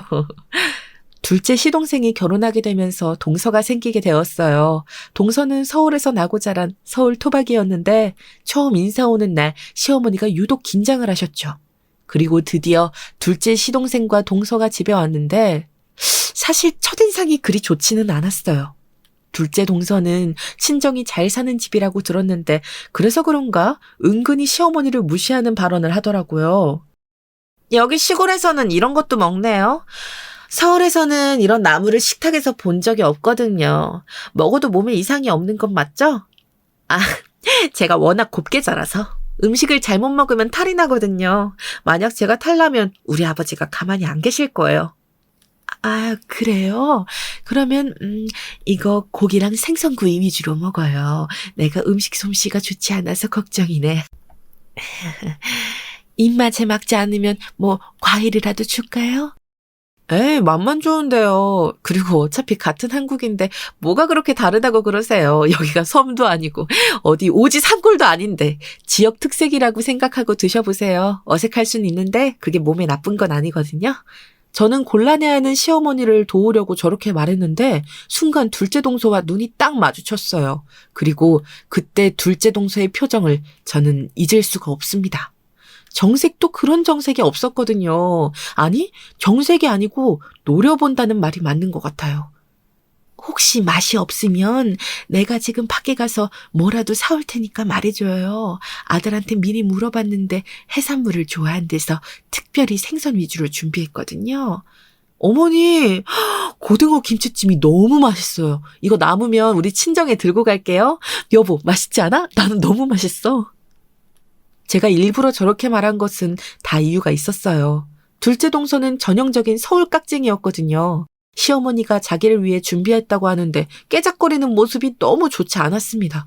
표정부터 먹기 싫은 티를 내길래 시어머니가 민망해 하셨어요. 거의 밥이 줄지 않는 것을 보고 시어머니는 속상해 하셨죠. 그렇게 동서가 돌아가고 저는 둘째 시동생에게도 화가 났어요. 아까 어머님 표정 봤어? 나는 도련님한테도 실망이야. 자기 아내 될 사람이 옆에서 그러고 있으면 중재를 하던가. 예쁘니까 좋다고 옆에서 눈치를 오히려 살살 보더라. 너무 실망했어. 안 그래도 나도 뭐라고 했어. 우리가 가난하게 자라서 부자인 재수 씨한테 푹 빠졌나 봐. 결혼하고 아예 우리 집은 모른 척을 할까 봐 무섭네. 둘이 집에 돌아가고 내가 어머님께 가서 너무 맛있다고 하니까 손을 꼭 잡고 고맙다고 하신 거 있지. 어머님 음식 솜씨 우리 동네에서 유명하잖아. 사람이 하나를 보면 열을 안다고 했어. 나는 동서 마음에 들지 않아. 나도 재수씨 별로야. 그런데 현실적으로 우리 집에서 지원해 줄 수 있는 게 적으니까 엄마도 저러시는 거지. 재수씨도 우리 동생이 잘나서 자기 집으로 쓱 데려가려고 저러잖아. 아, 속상하다. 둘째 시동생은 공부를 매우 잘해서 서울에 있는 대학에 진학했어요. 거기서 열심히 죽어라 공부해서 대기업에 들어갔습니다. 그리고 둘째 동서를 만났는데 동서네 집안에 돈이 워낙 많았어요. 결혼할 때 지원받는 금액 차이가 매우 커서 둘째 시동생은 어머니 앞에서 돈을 달라고 요구했죠. 시어머니가 몰래 우는 모습을 보고 저는 큰 결심을 하게 되었습니다. 어머니, 이거 제가 모은 적금 통장이에요. 원래 아기 낳으면 쓰려고 했는데 일단 급한 상황이니까 둘째 결혼 비용으로 쓰세요. 아가, 아니다. 네가 힘들게 번 네 돈을 어떻게 쓰니? 아유, 됐다. 괜찮아. 돈 모아서 분가해서 아기 낳아야지. 괜히 내가 감정을 잘 추스르질 못해서 너한테 신경 쓰이게 해서 미안하다. 아우, 어머님은 뭐가 그렇게 미안하세요. 괜찮아요. 그리고 무슨 분가예요. 저는 어머님 평생 모시고 살 거예요. 아기도 아직은 소식이 없잖아요. 원래 급한 불부터 끄는 거 모르세요? 어머님이 안 받으시면 저 받을 때까지 밥 안 먹어요. 시어머니는 한사코 거절하셨지만 제 마음이 불편해서 통장을 손에 쥐어드렸어요. 제가 그렇게 돈을 드린 이유는 둘째 동서 때문이었습니다. 우리 시댁에서도 어느 정도 돈을 주니까 무시하지 말라는 경고의 의미였죠. 그렇게 제 돈으로 지원받아 둘째네는 결혼했는데 결혼하고도 마음이 상하는 일이 꽤 있었어요. 뭐라고? 그럼 이번 명절에도 둘째 동서는 자기 집 가족들하고 여행 간대? 그럼 1년에 도대체 얼굴 볼 수 있는 기회가 몇 번이야? 서방님도 처갓 사람들하고는 여행 가면서 왜 시댁엔 안 내려와? 동생한테 들으니까 그쪽 집에서 돈을 다 낸대. 딱 봐도 지금 재숙 씨한테 잡혀 살더라. 엄마도 속상해 하셨어. 돈 없는 게 죄다. 둘째네 부부는 결혼하고 처가 식구들하고는 그렇게 여행을 다녔는데 시댁에는 내려오질 않았어요. 어머님이 서운해하셔서 제가 더 잘하려고 노력했습니다. 이런 상황에서 엎친 데 덮친 격으로 사건이 또 발생했어요. 얌전한 고양이가 부뚜막에 먼저 오라간다더니 이게 무슨 일이니? 세상에, 이걸 어찌해. 새아가 큰일이다. 지금 막내가 결혼하겠대. 그것도 속도 위반으로. 셋째 며느리 될 사람이 임신했는데 그것도 7개월이란다. 어떡하니? 게다가 집에서 내놓은 자식이라 지원도 없대. 네? 그러면 어떡해요? 아니, 막내 도련님은 그렇게 조용하더니 혼자 이런 사고를 쳐요? 막내 도련님 게다가 군대도 안 갔잖아요. 그럼 어떡해요? 내 말이 그 말이다. 곧 군대 가야 하는데 아기랑 자기 마누라는 어떡하라는 거야. 게다가 막내 며느리는 갓 성인이래. 내가 미치겠다. 이걸 어쩌니. 이렇게 대책 없이 아기를 가지면 어떡한데요? 여보, 이걸 어떡해? 일단 그럼 갈 곳이 없으니까 우리랑 같이 살아야 해? 그렇게 조용하던 막내 도련님이 기어코 사고를 치게 되었어요. 갓 성인이 된 막내 동서는 딱 봐도 앳된 인상이었습니다. 고등학교를 자퇴했다고 들었는데 너무 딱 봐도 양아치였죠. 둘째 동서는 깍쟁이, 막내 동서는 양아치. 내가 미치겠어. 우리 시어머니 힘들게 살았는데 왜 이런 시련이 있는 거야? 그래서 지금 당장 내일부터 막내 동서가 시댁에 들어온대. 더 웃긴 건 뭔지 알아? 막내 도련님은 다음 달에 군대에 간다는 거야. 기가 막힌다. 사돈속이 말이 아니겠어. 네가 옆에서 잘 도와드려. 임신도 거의 아기를 낳을 때가 되어야 알리다니 보통 영악한 게 아니네. 막내 동서는 만삭인 상태로 우리 시댁에서 같이 살게 되었어요. 고등학교도 자퇴하고 가출해서 동네를 돌아다니다가 막내 도련님을 만났다고 하더라고요. 그래서 그런가 기본 예의 자체가 없었습니다. 어머님, 저 배고파요. 라면 끓여주세요. 그리고 어제 보니까 아이스크림 딸기 맛이던데. 저는 초코 맛이 좋거든요. 오늘부터는 초코 맛으로 사다 주세요. 아, 배고프다. 빨리 끓여주세요. 어머니, 제가 할 테니까 앉아 계세요. 무릎도 안 좋으시면서 자꾸 그렇게 움직이면 더 안 좋아져요. 아까도 보니까 계속 바닥 쓸고 닦으시던데 무리하지 마세요. 형님이 끓이시려고요? 그럼 저 계란도 넣고 파도 넣어주세요. 그냥 먹으면 밍밍해서 맛이 잘 안 나요. 좀 매콤하게 물량도 적게 해서 끓여주세요. 저는 속이 부글부글 끓었지만 그저 고개를 끄덕였어요. 저도 평소 같았으면 분명히 뭐라고 했을 텐데 임신한 상태니까 뭐라 하질 못하겠더라고요. 우리 착한 시어머니는 남편도 가족도 없이 혼자 시댁에서 사는 막내 며느리가 안쓰럽다고 하셨습니다. 어린애가 뭘 알겠어. 자기도 아기 낳으면 그때 비로소 어른이 되니까 그때는 달라질 거야. 그나저나 우리 첫째 며느리가 고생이네. 내가 너무 미안하다가 같이 살기 불편하면 언제든지 분가해도 좋아. 알지? 에이, 무슨 소리세요. 제가 왜 나가요. 저는 어머님 평생 모시고 살 거라니까요. 나가는 건 막내 도련님하고 막내 동서가 나가야죠. 분명히 군대에서 제대하면 나간다고 했잖아요. 실제로 막내 도련님은 제대하고 바로 자기 마누라와 아이를 데리고 나간다고 했었어요. 그 조건으로 막내 동서가 시댁에서 같이 사는 것을 허락한 거였죠. 막내 동서와 같이 사는 것은 엄청난 고역이었습니다. 임신했을 때도 동서의 편의를 봐주느라 힘들었는데 진짜는 출산 후였어요. 어머님, 형님, 저 피곤해서 아이 못 안아요. 대신 분유 먹여주시고 트림도 시켜주세요. 아, 저는 출산하니까 몸이 말이 아니네요. 원래 이렇게 힘든가? 아. 막내 동서는 출산하고 말 그대로 손 하나 까딱하지 않았어요. 마치 어머님과 제가 동서의 하녀가 된 기분이었죠. 그래도 아기를 낳은 사람이니 제가 참자 생각하며 수발을 들었습니다. 그렇게 막내 동서의 아기가 자라면서 저도 드디어 좋은 소식이 들려왔어요. 어머, 유진아, 임신했니? 너무 축하한다, 세상에. 그렇게 원하던 아기가 드디어 생겼구나. 갑자기 손주가 많이 생겨서 기분이 좋아. 오랫동안 아이가 생기지 않아 남편하고 고민이 많았는데 다행히 아기가 생겼어요. 시험관을 해야 하나 걱정했는데 자연 임신으로 생겨서 다행이었죠. 문제는 제가 임신했더니 막내 동서의 오지랖이 장난 아니었다는 거예요. 형님, 그렇게 하면 아이 배 안에서 안 자라요. 자세 똑바로 하세요. 그리고 그렇게 과자 많이 먹으면 아기 태어나서 피부 문제 생겨요. 식단 관리는 필수인 거 모르세요? 제가 임신 선배라서 충고해드리는 거예요. 이런 거 어디 가서 못 듣는 귀한 정보잖아요. 동서, 나도 알아. 그리고 과자도 나 많이 안 먹어.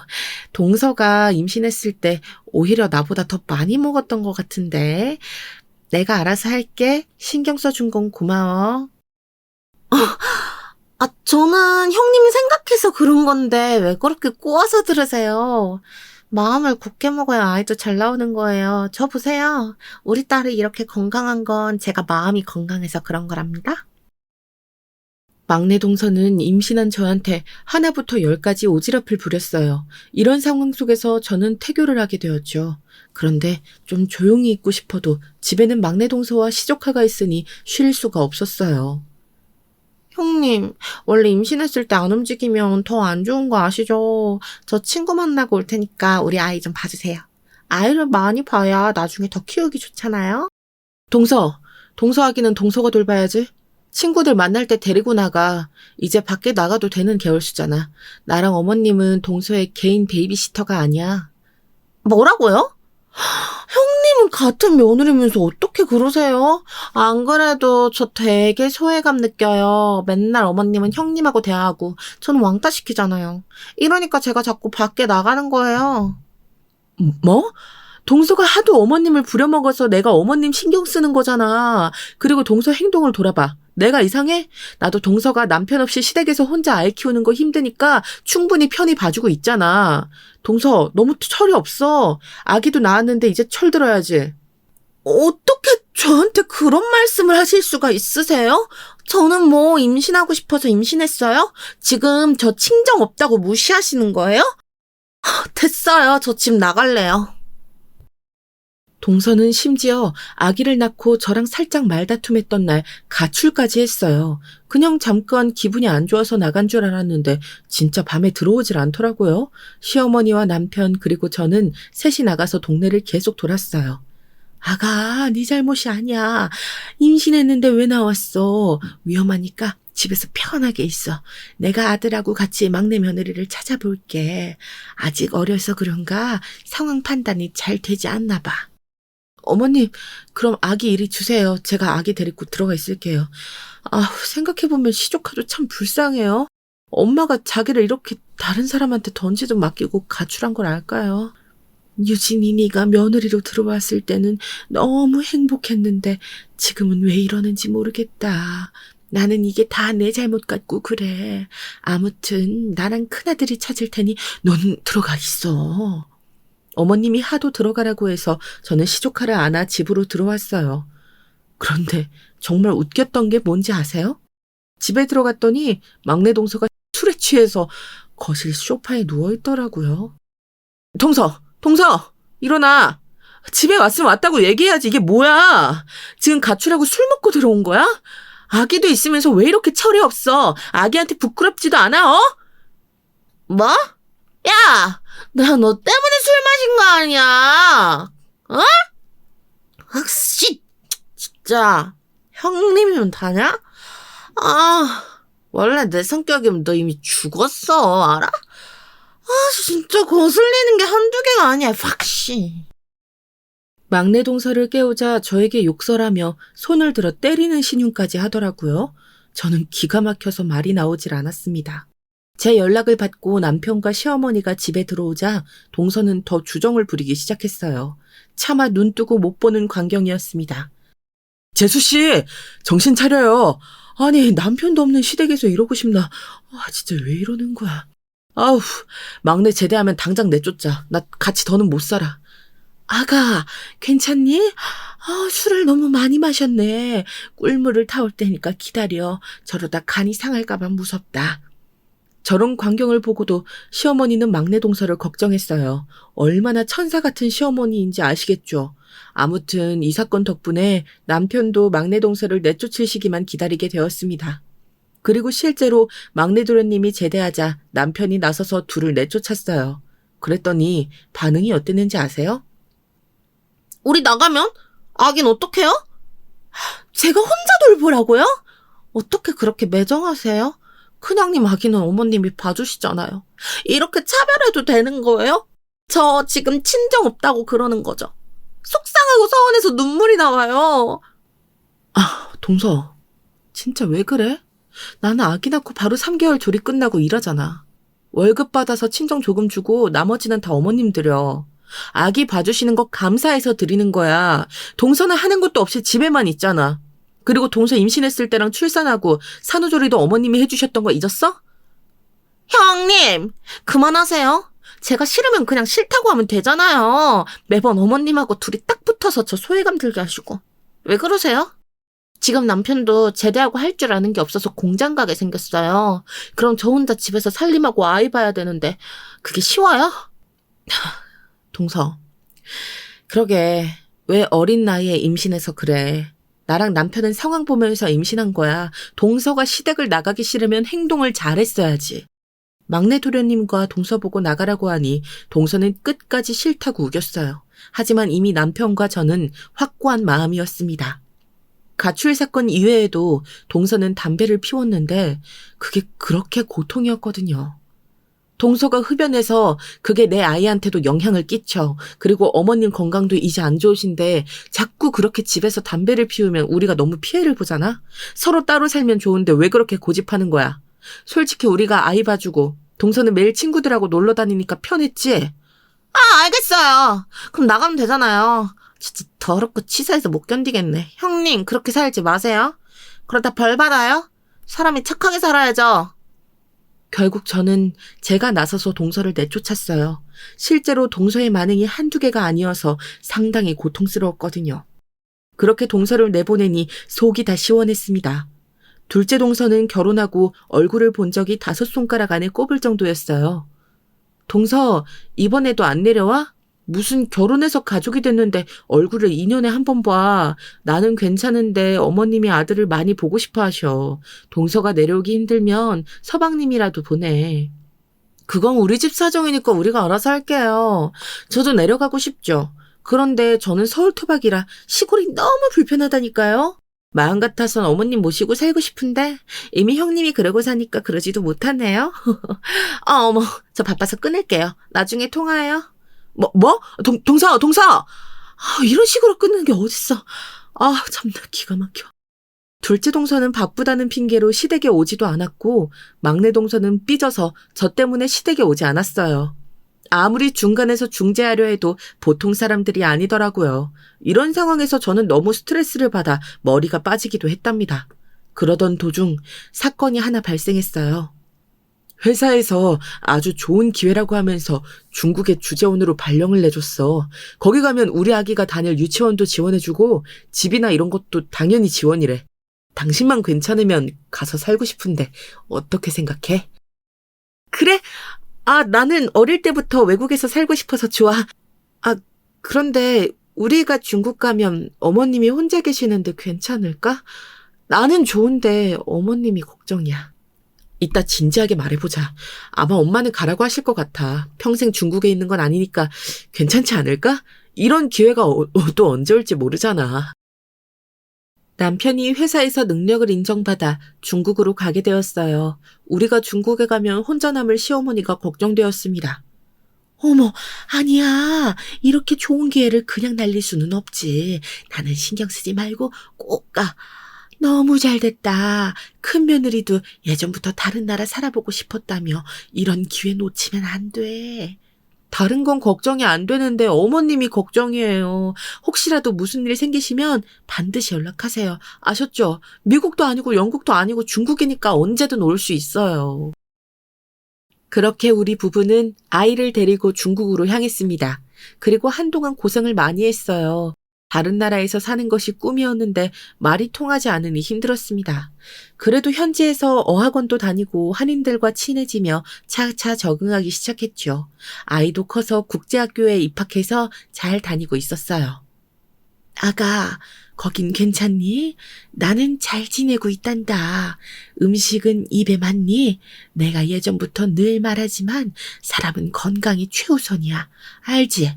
먹기 싫어도 야채랑 과일 꼭 챙겨 먹고 고기도 주기적으로 먹으렴. 아들은 남자니까 괜찮은데 우리 며느리랑 손녀가 걱정이다. 어머님, 저는 너무 건강해요. 오히려 중국에 와서 살도 쪘어요. 다이어트가 시급해요. 그나저나 애아빠가 일이 너무 바빠서 이번에도 한국에 못 갈 것 같아요. 대신 이번 일만 끝나면 꼭 같이 찾아뵐게요. 아셨죠? 천천히 와라. 괜히 나 신경 쓰여서 한국에 올 필요는 없어. 나는 너희가 마음이 편한 게 우선이야. 전화해줘서 고맙다. 다음에 또 연락하자. 실제로 남편의 주재원 일이 매우 바빠서 시간이 도저히 나지 않았어요. 겨우 시간을 내서 한국에 가려고 해도 어머님이 만류하시거나 나중에 오라고 하셨죠. 남편과 저도 정착하기 바쁘다는 핑계로 어머님의 얼굴을 못 보고 있었는데 사건이 발생하게 되었습니다. 이 사건이 제가 오늘 제보할 결정적인 사건이에요. 갑자기 한밤중에 둘째 시동생에게 전화가 걸려왔어요. 뭐라고? 어머니가 쓰러지셨어? 뭐? 의식불명? 당장 비행기 알아볼게. 이게 무슨 일이야? 어머니 멀쩡하시지 않았어? 아니다. 나랑 형수가 갈 테니까 기다려. 여보, 이게 무슨 말이야? 어머님이 쓰러지셨다고? 당신 바쁘면 나 혼자라도 어머님 보러 갈게. 아, 세상에, 어머님 어떡해. 의식불명이라니 어떡해. 나 지금 당장 한국 갈래. 어머님이 쓰러지셔서 병원에 입원했다는 소식을 듣고 저랑 남편은 급하게 한국을 가게 되었어요. 아무리 회사 일이 바빠도 어머니가 쓰러진 소식을 듣고 안 갈 수는 없었죠. 그렇게 병원에서 아주 오랜만에 시동생들과 동서들을 마주했습니다. 지금 환자분 깨어나실 때까지 옆에서 상주해서 간호할 분이 필수로 필요해요. 웬만하면 이럴 때는 가족분들이 계시거든요. 상의해서 한 분은 남으셔야 합니다. 의사의 말을 선두로 급기야 가족끼리 싸움이 나기 시작했습니다. 그런데 저는 동서들의 대화를 듣고 진심으로 너무 놀라서 뒤로 자빠질 뻔했어요. 난 못해. 우리는 서울 사는데 언제 지방에서 어머님이 깨어날 때까지 기다려. 저는 그럴 시간도 없고 그러고 싶지도 않아요. 어머님께 딱히 받은 게 없으니 당연히 저는 아니죠. 동서가 어머님 간호하는 게 맞지 않아? 지금도 시댁에서 같이 살잖아. 어머, 자군형님, 말씀 되게 섭섭하게 하시네요. 그럼 저는 뭐, 어머님께 받은 게 있나요? 우리가 같이 사는 것도 제가 모시는 거죠. 평소에 제가 모시는데 병간호까지 해야 해요? 잠시만. 이게 무슨 소리야?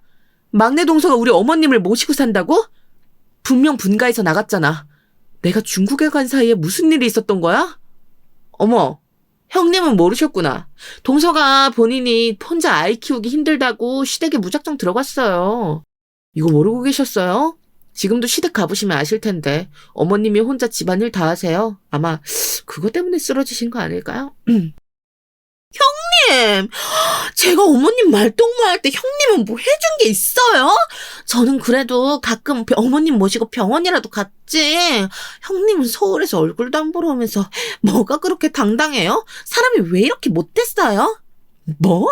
지금 말 다 했어? 어? 동서가 어머님 모시고 병원을 다니면 뭐해? 그렇게 집에서 혼자 집안일 다 하시고 동서 입맛에 맞춰서 요리까지 하시잖아. 당연히 노인네가 힘드니까 쓰러지지. 형님 입맛에 맞춰서 요리해도 형님은 맛없다고 안 먹잖아요. 참, 형님보단 제가 낫죠. 아무튼 몰라요. 나는 병간호 절대 못하니까 그렇게 아세요? 너무 기가 막힌 대화에 저는 할 말을 잃었어요. 둘째 서방님은 모른 척 창밖을 보고 있었고 막내 서방님은 동서 옆에서 동조하기 시작했습니다. 저는 남편을 병실 밖으로 데리고 나갔어요. 여보, 당신 주재원으로 일하는 거 대단하고 멋있어. 그런데 나 어머님이 이렇게 쓰러지신 거 보고 절대 중국으로 다시 못 가. 내가 어머님 괜찮아질 때까지 간호할게. 그러니까 당신은 우리 딸 데리고 중국에 가. 여보, 진심이야? 내가 너무 고맙고 미안해. 어차피 주재원 일 몇 개월이면 끝나는 거 알지? 내가 빨리 일 끝내고 한국 가서 당신하고 어머님 챙길게. 저는 동서들이 서로 어머님을 맞기 싫다고 소리 지르며 싸우는 것을 보기 싫었어요. 남편하고 얘기하는데도 병실 밖으로 소리가 들려 사람들이 쳐다볼 정도였습니다. 마음을 먹고 병실로 들어가 가족들이 다 보는 앞에서 말했어요. 둘 다 그만해. 어머님은 내가 간호할 거야. 진짜 사람이 그러는 거 아니야. 우리 어머님 같은 분이 어디 있다고 동서들은 그러는 거야? 내가 간호할 테니까 둘 다 나가. 됐어. 너희는 사람도 아니야. 제가 이렇게 말하자 동서들은 잘됐다는 표정으로 입을 다물었어요. 그 모습을 보고 저는 기가 찼습니다. 그런데 더 놀라운 일이 일어났어요. 바로 제가 그렇게 말하자 어머님이 눈을 뜨고 말씀하셨습니다. 내가 아까부터 들었는데 아무리 생각해도 큰며느리에게 미안하다. 사실 아까 깼는데 지금까지 참고 있었어. 내가 쓰러진 이유는 너무 놀랄만한 소식이 있어서 그랬던 거야. 돌아가신 너희 시아버지가 몰래 예전에 사놓은 땅이 있었는데 그게 지금 발견되었어. 그 땅의 값이 무려 30억이야. 나는 이 돈을 다 큰 며느리에게 주겠다. 지금 사는 집도 처분할 거야. 어머니, 아니, 그게 사실이에요? 세상에 30억이요? 어머, 이럴 수가 있어요? 어머, 잠시만요, 어머님. 제가 모실게요. 저 서울에서 시간 많은 거 아시죠? 우리 친정이 또 사업이 망해서 돈이 필요했는데, 그러니까 제가 간호할 테니까 돈 저한테 다 주시면 안 될까요? 어머님, 제가 어머님 모시고 사는 거 아시죠? 저한테 이러시면 안 되는 거죠, 어머님. 내가 그동안 우리 첫째 며느리한테 항상 미안했는데 이렇게 갚게 되어 너무 기쁘구나. 나머지 며느리들은 볼 일 없다. 우리 평생 얼굴 보지 말고 살자. 시어머니는 결혼하고 처음으로 정색하며 말씀을 꺼내셨어요. 그렇게 착하고 참한 분이 정색하고 당당하게 할 말만 하니 얼마나 멋졌는지 모릅니다. 동서들은 태도가 돌변해서 갑자기 본인들이 간호하겠다고 난리였어요. 하지만 시어머니는 꿈쩍도 하지 않았죠. 엄마 잠시만요. 아버지가 땅을 사셨어요? 저 그건 몰랐는데. 아니, 왜 그걸 지금 한 거예요, 엄마? 진짜 지금 아내 친정이 지금 사업이 망해서 많이 어려워요. 조금만 도와주세요. 야, 이놈아. 넌 양심도 없냐? 그렇게 결혼하고 엄마 얼굴도 안 보러 왔으면서 갑자기 이래? 막내 너도 마찬가지야. 엄마한테 그동안 다들 얼마나 매몰차게 굴었으면서 양심도 없어? 시동생들도 난리가 났지만 그건 남편이 가볍게 제압했어요. 이 뒤로는 제가 실제로 어머님을 극진히 간호했고 동서들은 병실로 못 돌아오게 막았습니다. 그리고 남편이 중국에서 주재원을 마치고 돌아오자 어머님은 그 돈으로 경기도 외곽에 멋진 별장을 지으셨어요. 거기서 우리 부부와 딸 그리고 어머님과 행복하게 살고 있답니다. 서방님들과 동서들은 어떻게 사는지 궁금하지도 않아요. 아예 연락 자체를 차단했거든요. 여기까지가 제가 준비한 사연입니다. 다들 재밌게 들으셨나요?